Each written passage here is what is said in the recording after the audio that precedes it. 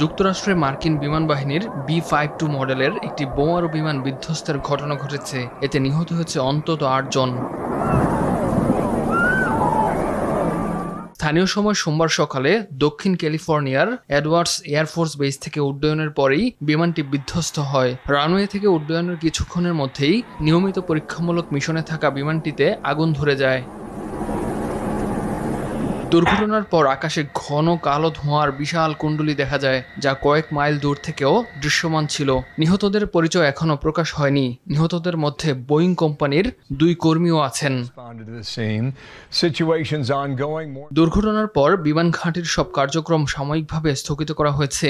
দুর্ঘটনার কারণ এখনও জানা যায়নি। প্রাথমিক তদন্ত শেষ হতে প্রায় 30 দিন সময় লাগতে পারে, আর পূর্ণাঙ্গ তদন্ত শেষ হতে সময় লাগবে 6 মাসেরও বেশি।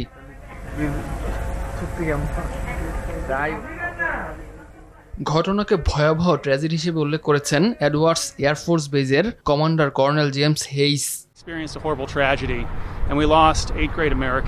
আমরা 8 জন মহান আমেরিকানকে হারিয়েছি।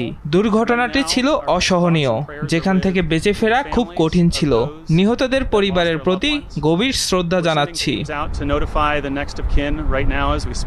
আর এই ঘটনাকে মর্মান্তিক দুর্ঘটনা আখ্যা দিয়ে নিহতদের পরিবারের প্রতি গভীর সমবেদনা জানিয়েছেন ক্যালিফোর্নিয়ার governor Gavin Newsom.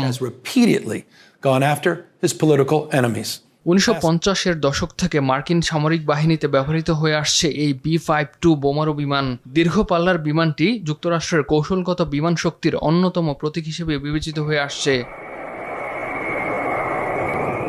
Imtiaz Ahmed, RTV।